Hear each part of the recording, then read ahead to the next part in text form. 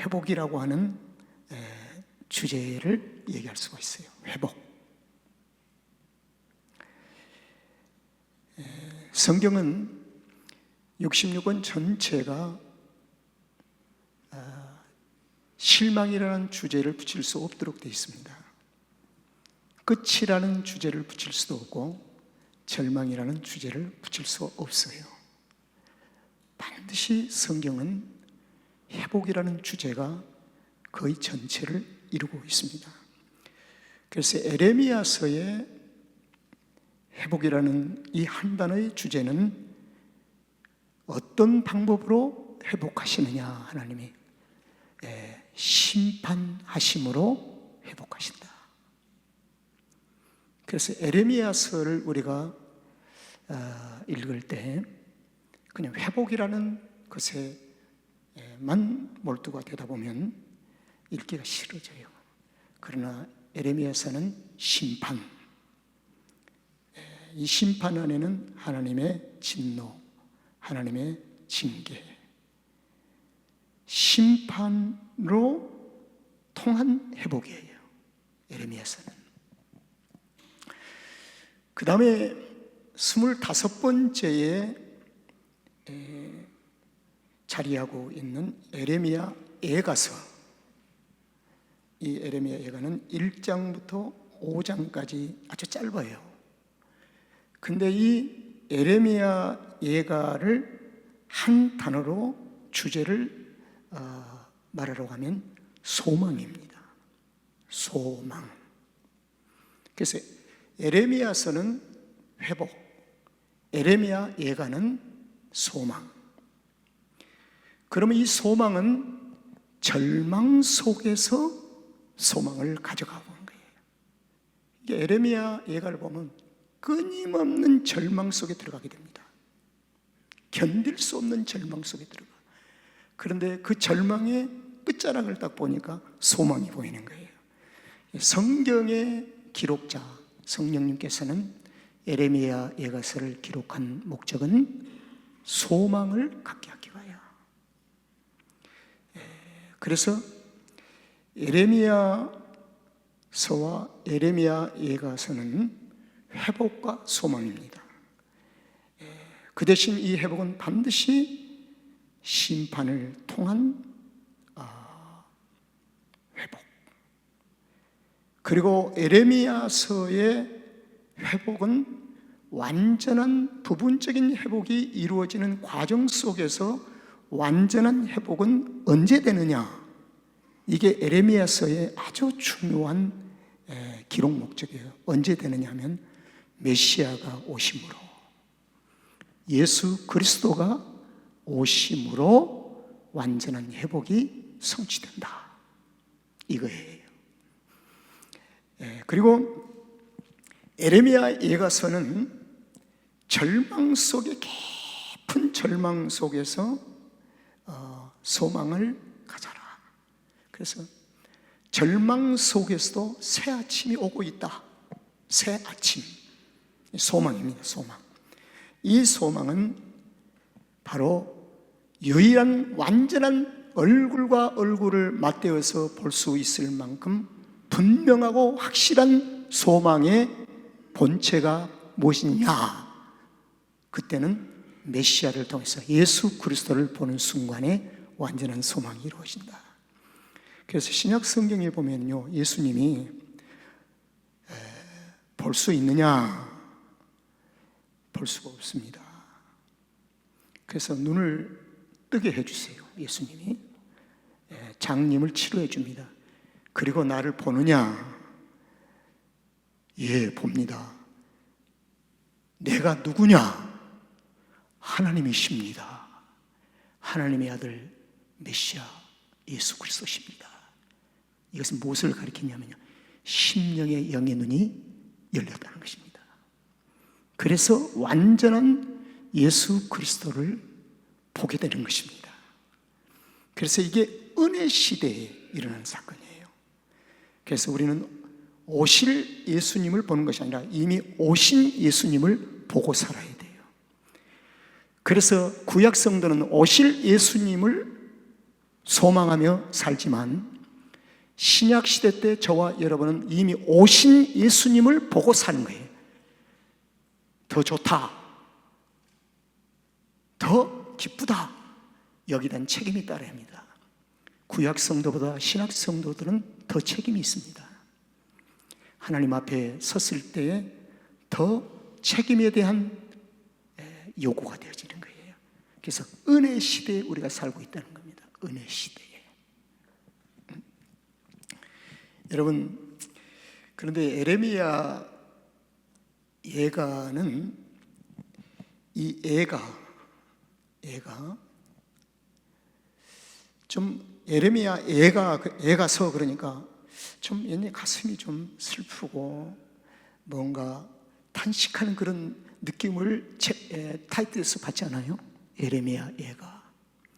근데 실제로 그렇습니다. 이 예가는 히브리 성경에서는 에이카라고 부릅니다. 에이카. 에레미야 예가 그러면 에레미야의 에이카. 그럼 에이카가 뭐냐? 히브리의 원어의 뜻이 뭐냐? 슬픔, 탄식, 이런 뜻을 가지고 있어요. 에레미야의 슬픔, 에레미야의 탄식, 이걸 가리켜요. 우리가 지금 오늘 본문을 만난 것이 에레미야의 탄식하고 슬퍼하는 것입니다. 그런데요, 단순한 슬픔이나 탄식이 아니라 에이카, 히브리 원어가 담고 있는 중요한 내용이 있습니다. 단순한 슬픔이 아니에요. 이 내용을 여러분들에게 쉽게 설명해 드리면 이렇습니다. 어떻게 이런 일이 일어날 수 있는가? 탄식하는 겁니다. 그냥 에레미야 선지자가 어떻게 이런 일이 일어날 수가 있는가? 이것을 가리켜서 완전한 절망이라고 합니다. 거기다 하나를 더 붙이면, 센텐스를 만들면 이렇습니다. 어찌 이 지경이 되었는가? 그 말입니다. 어찌 하다가 이 지경이 되었는가? 이게 에이카예요. 에이카. 에레미야의 탄식. 예루살렘에서 탄식하는 소리가 바라보면서 어찌하여 이런 일이 일어났을까? 슬프다, 슬프다. 이건 완전한 절망을 얘기하는 것입니다. 완전한 절망. 황폐해진 예루살렘을 바라보면서 우리가 왜 여기까지 왔는가? 그때 좀 잘하지, 그때 좀 잘하지. 40년 동안 내가 얼마나 너희들에게 죽게 돌아오라고 얘기했는가? 그때 좀 잘하지. 왜 우리가 여기까지 왔는가? 탄식하는 겁니다, 에레미야가 지금. 이게 에가서예요. 에가서. 그런데요, 더 중요한 게 있습니다. 탄식과 슬픔으로 멈춰버렸다고 한다면 이건 끝장입니다. 그러나 에레미야서의 주제가 뭐라고 그랬죠? 에가서가 소망이라고 그랬어요. 절망 가운데서 소망. 이제 여기에 우리는 지금 그리스도인은 초점을 맞추는 겁니다. 찾는 거예요. 만약에 절망만 찾는다면 우리는 에레미야 예가를 두려워서 못 가겠어요. 그러나 여기서 찾는 것입니다. 그리고 에레미야 선지자가 우리가 어쩌다가 여기까지 왔는가? 여기서 멈춘 것이 아니라 하나님, 여기까지 온 이 완전히 엉망진창이 되어진, 찢겨진 이 모든 삶을 그대로 하나님 앞에 가져가겠습니다. 남기지 않고 숨기지 않고 그대로 가져가겠습니다. 가져가겠습니다. 그대로 가져가는 거예요. 숨기거나 미루거나 하는 것이 아니라 그대로 가져가는 겁니다. 이게 에레미야의 예가서예요. 그대로 가져가요. 그리고 에레미야 예가서의 전체 흐름에 그저 그대로 가져가면서 하는 소리가 있습니다. 그게 뭡니까? 우리의 죄 때문입니다. 우리의 죄 때문입니다. 이거예요, 에레미야 예가가. 그대로 가져가는 거예요. 그리하면서 하나님께 가져가면서 하는 마지막 에레미야가 소망에 대한 하나님 앞에 요구를 얘기합니다. 그게 5장 21절. 5장 21절. 여호와여, 다 같이 시작. 여호와여, 우리를 주께로 돌이켜 주십시오. 얼굴 외면하지 마시고 다시 나를 향해서 얼굴을 돌이켜 주십시오. 그리하시면 우리가 주께로 돌아가겠습니다. 이거예요, 이거예요. 우리의 나를 다시 새롭게 하사 애적 같게 하나님의 영광 속에 있는 그 신의 산에서부터 있었던 그 사건 속에 다시 한번 영광 속에 우리가 가겠습니다. 이 말을 이 21절 전체를 표현하면 하나님께서 맺은 언약을 멀리 떠났는데 다시 그 영광스러운 언약 관계로 돌아가겠습니다 하는 소리예요. 이게 에레미야 예가서예요. 여러분, 그러므로 에레미야 예가는 완전한 절망 속으로 하나님께서 자리하게 하십니다. 동시에 하나님은 완전한 회복을 위해서 일하십니다. 하나님은 우리가 죄인됨을 완전하게 선언하였습니다. 죄의 삭은 사망이요, 너는 반드시 지옥의 인생이다. 그러나 내가 너에게 생명을 주노니 너희를 완전히 천국 백성으로 내가 너를 완전히 회복시키리라. 완전한 죄인에서 완전한 회복으로 하나님께서 이끄시기 위하여. 그래서 에레미야 예가는 완전한 절망을 노래하고 있는 것입니다. 완전한 절망.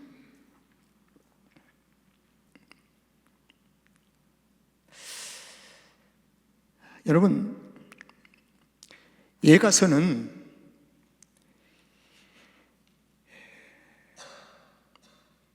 마태복음 23장 37절에서 성취가 되는 거예요. 구약 성경 전체는 신약에서 성취가 됩니다. 예수님이 예루살렘을 바라보시면서 눈물을 흘리세요.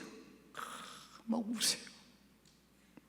어떻게 하다 예루살렘이 이 지경이 되었는고? 예수님의 마음입니다. 어떻게 하다 예루살렘이 이 상황 속에 이렇게까지 왔는고? 하면서 하염없는 눈물을 흘리시며, 그리고 마침내는 십자가를 지시게 됐으니 십자가는 하나님의 애가라고 얘기를 합니다. 하나님의 눈물을 흘리는 곳이다. 십자가는 완전한 사람들의 실패를 가리킵니다. 완전한 실패. 바로 그 가운데서 메시아 되신 예수 그리스도가 완전한 회복을 위해서 십자가에서 못 박히심으로, 저와 여러분은 부분적인 회복이 아니라 이미 그리스도를 통해서 완전히 회복됐습니다. 구원받은 하나님의 거룩한 백성들인 것을 믿으시기를 바랍니다. 누구도 빼앗을 수가 없습니다. 우리는 하나님의 아들, 딸입니다. 믿으십니까? 자, 그런데요, 이런 반문이 되어져요. 하나님, 꼭 그렇게 하시고 완전한 절망 가운데서 회복을 시키실 이유가 있습니까? 이런, 하나님은 사랑이시고 긍휼이 많으신데요, 종종 이것은 오늘날 현대 그리스도인들의 잘못된 신앙관에서 던져진 질문입니다. 아닙니다. 하나님의 때에, 하나님의 정하신 때까지 우리를 다시 회복시켜서 완전히. 욥도 그렇습니다. 때로는 감기가 지나가는 것도 우연이 아니라 하나님의 때에 딱 쳐서 거기서 회복시키는 겁니다. 고난의 깊이와 넓이를 의미하는 것이 아니에요. 저는요, 하나님의 요구가 있습니다. 이걸 하나님의 때라고 얘기를 합니다. 신비하고 놀라워.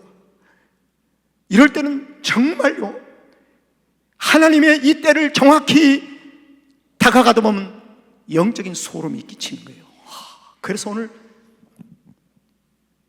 44장에서 참 하나님의 때가 어떤 뜻인가 여기에 대해서 강한 도전이 오는 것입니다. 그 뜻 앞에서는 누구도 내 마음대로 못하겠더라고요. 나의 감정과 나의 어떤 생각으로 대할 수가 없어요.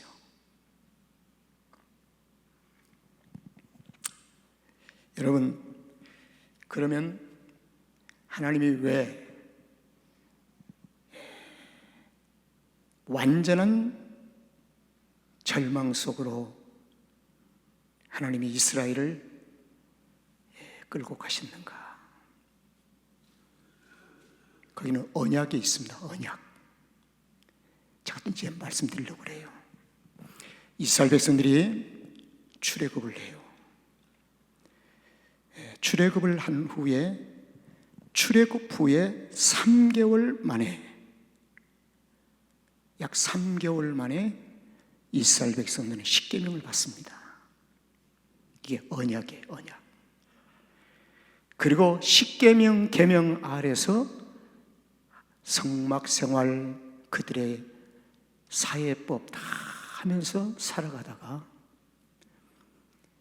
40년이 참에 가나안 땅을 앞에 두고 40년 만에, 출애굽한 지 약 40년 만에 하나님은 백성들을 불러 모으시고 반쪽으로 나누어서 너희들은 그리심산으로 가라, 서라. 그리고 너희들은 반은 에발산에 서라. 거기서 2개의 언약을 체결하십니다. 하나님이 40년 만에 하나님이 주신 축복의 영적인 가나안 땅을 앞에 두고 그 그리심산과 에발산에 세워진 백성들에게 오늘날 쉽게 표현한다면 다 손들어라, 손들고 내가 묻는 말에 그리할지어다 하면 아멘 할지어다. 그래서 언약을 체결해요. 언약. 그런데 그리심산에 선 백성들에게는 축복의 언약을 체결합니다. 에발산에 선 백성들에게는, 에발산 그 산에 선 사람들이 자체가 아니라 모든 백성을 상징하지요. 그들에게는 저주의 언약을 설정합니다. 체결해요. 이 말은 이렇습니다. 너희들이 이렇게 살면 내가 너희를 축복하리라. 그리고 에발산에 있는 백성은 너희들이 이렇게 살지 아니하면 내가 저주하리라. 언약이 체결됩니다. 언약이. 그래서 에발산과 그리심산은 언약 체결하는 것입니다. 그 체결되어진 언약대로 가나안 땅에 들어가 살아야 돼요. 그런데 이스라엘 백성들이 가나안 땅에 들어간 후에 저주의 언약을 따르는 거예요. 그게 여호와를 멀리 떠납니다. 하나님을 멀리 떠나요. 자꾸 떠나요. 멀리 400년을, 이제 이스라엘 역사 속에 저는 지금 분열 왕국만 얘기합니다. 400년을 떠난 거예요. 더 이상 떠나지 마 해도 그들은 뒤돌아보지 않고 떠납니다. 400년의 그 지점이 바로 에레미야 에가서라.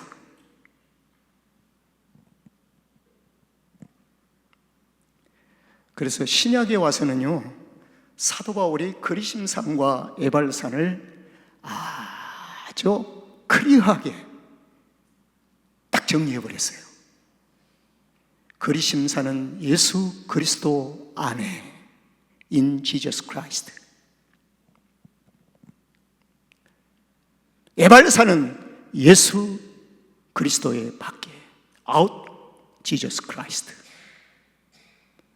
주 안에와 주 밖이 선명해져 버렸습니다. 신약에서는 주 안에 있는 자는 그리심산이요 축복의 언약이요, 주 밖에 있는 자는 저주의 언약이라. 이것이 누가복음 15장에서 탕자의 비유, 아버지 안에 있을 때는 축복이요, 아버지를 떠나서 아웃할 때는 탕자의 삶이 돼지우리가 되는 거예요. 뭐 듣기 좀 거북해도 할 수 없어요. 성경이 그렇게 가르치고 있으니까요. 저도 그렇습니다. 내가 아웃 지저스 크라이스트에 있을 때 어떤 것을 기대할 수가 없어요. 그냥 기대하고 살아요. 우연히 될 것이라고 생각해요. 아니 옳시다. 하나님의 은혜 주는 하나님의 뜻은 결코 변하지 않습니다. 하나님의 뜻은 정확하게 우리에게 적용이 됩니다. 그래서 저는 신앙생활의 몸부림이라는 것이 매우 중요하다고 생각합니다. 어떻게 예수를 잘 믿어볼까? 어떻게 내가 그리스도 안에 있어 볼까 하는 이 몸부림. 목회자는 평생에 이 몸부림이 내 안에 있어야 한다고 생각하는 사람 중에 한 사람입니다. 훗날에 내가 은퇴하고도 이것을 잘 몸부림을 쳐야 될 것인데, 이것이 저에게는 거룩한 숙제예요. 그래서 얼마 전에 저희 집 사람이 그랬습니다. 내가 은퇴하고 난 후에 내가 예수를 잘 믿을 수 있을까? 우리 집 사람하고 내가 걸으면서 그 얘기를 했어요. 왜? 그리심산 축복을 보니까요, 너를 축복하고 너의 자사손손 내가 축복하리라. 우리 자녀들도 있고 우리의 모든 성도들도 다 있잖아요.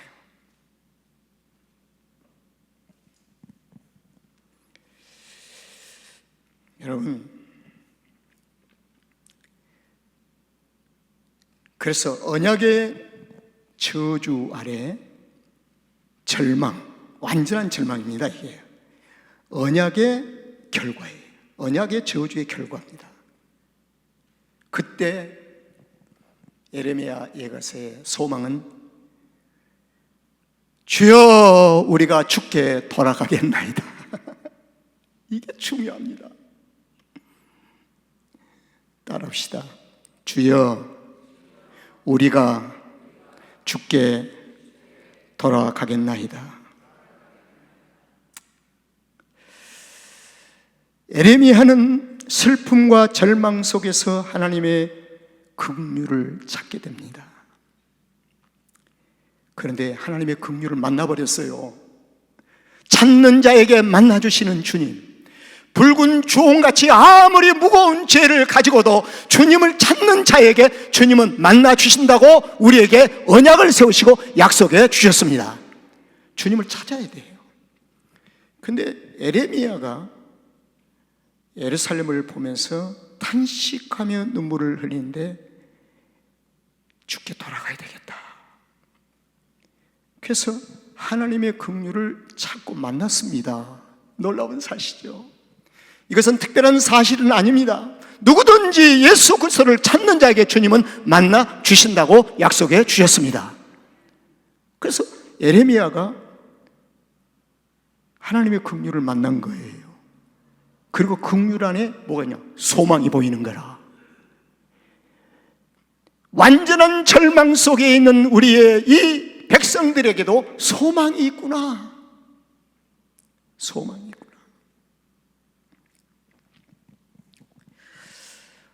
어찌 이 지경이 되었을까?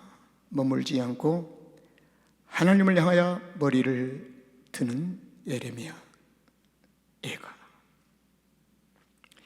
이제 하나님의 가슴 속에서 흘러나오는 하나님의 사랑과 긍휼을 보게 되는 것입니다. 이제 22절을 보겠습니다. 바로 이겁니다. 여호와의 자비와 긍휼이 무궁하심을 본 겁니다. 진노의 하나님에서 멈춘 것이 아니라 심판의 하나님을 멈춘 거야. 아하, 하나님께서는 자비와 긍휼이 무궁하시는구나. 우리가 진멸되지 아니함이다. 할렐루야. 할렐루야. 이걸 본 거예요. 다 같이 시작. 여호와의 자비와 긍휼이 무궁하심으로 우리가 진멸되지. 22절을 딱 보면 하나님은 사랑이요 우리는 소망이 있는 거예요. 바로 이겁니다. 그런데요, 누구에게나 이 자비와 긍휼이 무궁함을 볼 수 있는 것이 아닙니다. 몇 가지 조건이 있어요. 죄를 인정하고 그걸 그대로 가져가야 돼요. 주님 앞에. 하나님 앞에 기도는 나를 방어하는 기도가 아닙니다. 나를 오픈시켜버린 것이 기도입니다. 변명하기 위한 기도가 아니에요. 철저한 자신을 오픈해서 속까지 다 죽게 있는 그대로 내려놔야 합니다. 그래야 하나님의 자비와 긍휼을 보게 됩니다. 이걸 가리켜서 상한 심령을 가지고 가야 한다는 겁니다. 그래서 복이 있는 자는, 심령이 가난한 자는 천국이 저희 것이며, 심령이 가난한 자. 그때 하나님의 긍휼과 사랑을 보기 시작하면서 회복이 시작됩니다. 회복을 느낄 때부터 어떠한 일이 일어나느냐? 23절을 보겠습니다. 회복을, 하나님의 사랑을 보는 순간부터 이것이 아침마다 새로우니 주의 성실이 뭐요? 그도소이다. 우리 23절 다 같이 시작. 이것이 아침마다 새로우니 주의 성실이 그도소이다. 여러분, 이 아침마다 새롭다는 이 말은, 이걸 조금 쉽게 여러분들에게 좀 이 얘기를 해드릴게요. 우리가 잠에서 깨어나는 것보다 먼저 하나님의 은혜가 우리를 기다리고 있었습니다. 그 말입니다.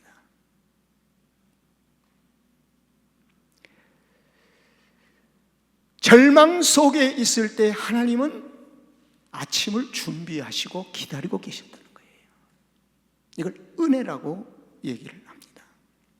이걸 새 아침이라고 제가 불렀어요.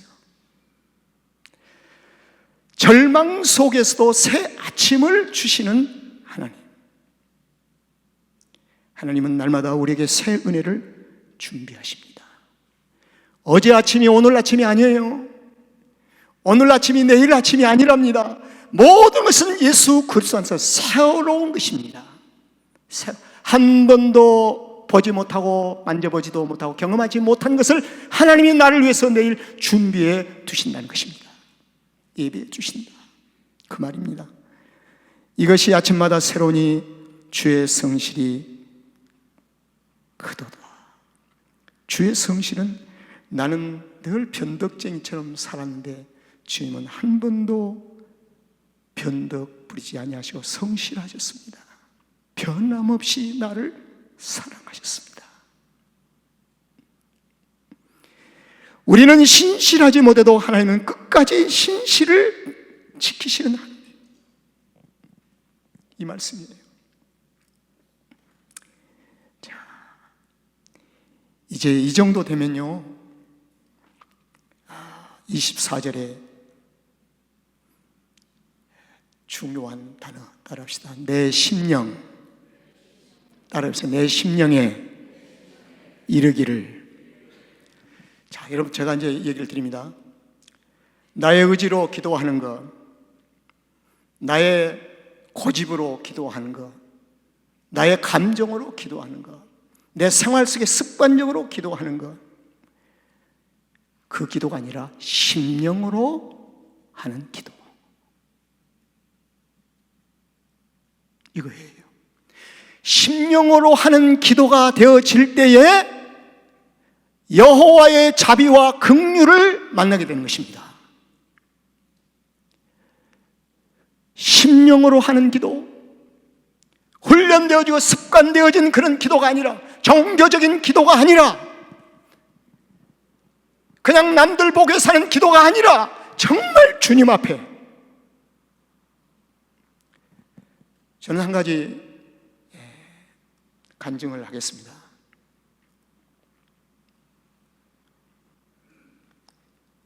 평생 강단에 서다 보니까 올라와서 거룩하신 하나님 아버지, 내가 가만히 보니까 그냥 머릿속에 전개된 대로 그대로 그걸 했어요. 그래서 얼마 전부터는 아니다, 성도들도 중요하지만 내가 하나님 앞에 간절한 마음으로 드려야, 그래서 심령으로 하는 오픈 기도를 하고 싶은 마음이 있습니다. 그래서 내가 아버지 그런 거예요. 다른 게 아니에요. 다른 의미가 있는 게 아니에요. 아버지, 하나님은 나의 아버지가 되십니다. 내가 아버지라고 할 수 있는 것이 얼마나 이 놀라운 특혜인가를 알게 해주십시오.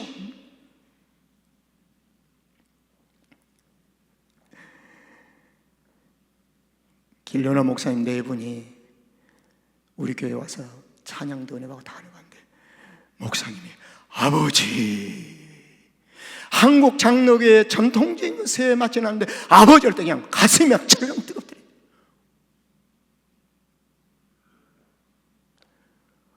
그 사람을 가슴을 철렁하기 위해서 내가 한 것입니까? 아니잖아요. 나는 심령으로 하나님 앞에 드려지는 기도를 한번 드려보고 싶다는 마음이었습니다.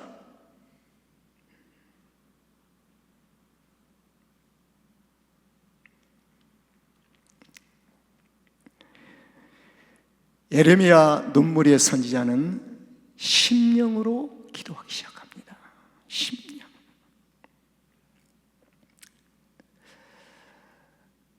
내 심령에 이르기를, 이 말은 기도하기를, 여호와는 나의 기업이십니다.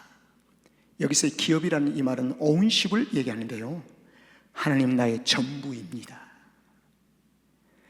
여호와는 나의 전부가 되십니다.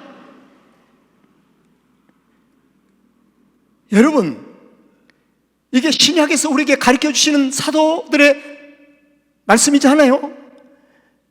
너는 주의 것이요 주는 너의 것이니라. 완전한 소유. 저와 여러분이 주의 것이지 않습니까? 동의하시면 아멘 해보세요. 부담스러우면 안 하셔도 돼요. 나의 모든 것이 주의 것인 줄로 믿으시길 바랍니다. 그리고 주님은 나의 것입니다. 할렐루야. 이 신앙 고백을 지금 하고 있는 거예요. 예레미야 선지자가요, 내 심령에 이르기를 여호와는 나의 기업이시니, 그러므로 내가 저를 버리리라 하도다. 바라리라 하도다. 바라라. 내가 오직 당신만을 바라보겠습니다. 이제는요. 예레미야의 눈물의 선지자는 이제 여호와만을 바라보는 것입니다.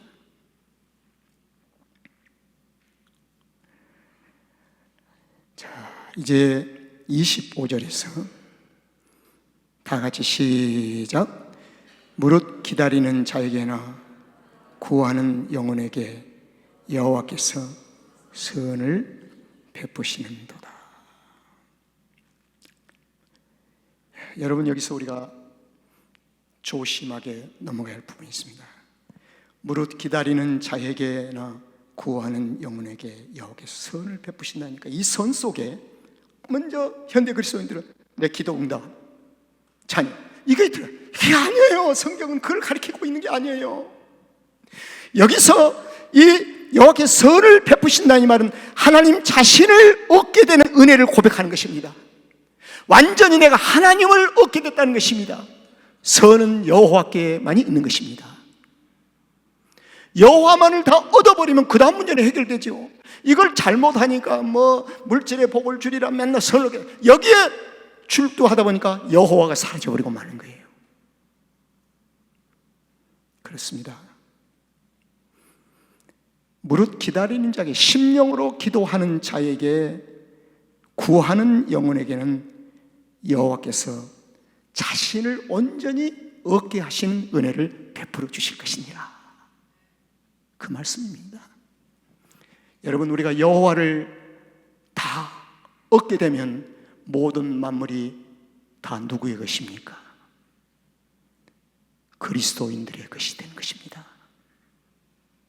먼저 중요한 것은 여호와를 온전히 얻는 은혜를 베푸시고 있는 하나님을 우리가 얻는 겁니다. 자, 이제 마지막 요절입니다. 시작. 사람이 여호와의 구원을 바라고 잠잠히 기다림이 좋도다. 여러분, 26절은 결론을 가리킵니다. 심령이 회복된 사람은 조급해하지 않고 하나님의 때를 기다리는 것입니다. 그래서 참고 인내하는 거예요.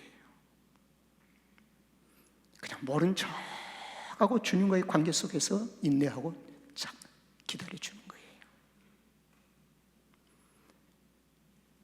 눈의 시야에 들어오지 않아도 기다리는 거예요. 반드시 이것이 신약 성경에서 사도들의 가르침 속에 중요한 게 있습니다. 합력하여 선을 이루게 하실 것이니라. 할렐루야. 합력해서 선을 이루게 하신다는 것입니다. 여러분, 이제 오늘 제목을 한번 다 같이 읽어봅시다. 시작. 절망 속에서도 새 아침을 주시는 하나님. 새 아침을 하나님이 주신대요. 새 은혜를 하나님이 주신대요. 여러분, 우리는 어떠한 절망 속에도 절망의 끝이 아니라 우리는 소망이 있는 줄로 믿습니다. 그 소망 중에는 여호와를 얼굴을 바라보는 것입니다. 주께 돌아가는 것입니다. 그러면 하나님께서 우리에게 선을 베풀어 주신 은혜를 주실 줄로 믿습니다. 기도하겠습니다.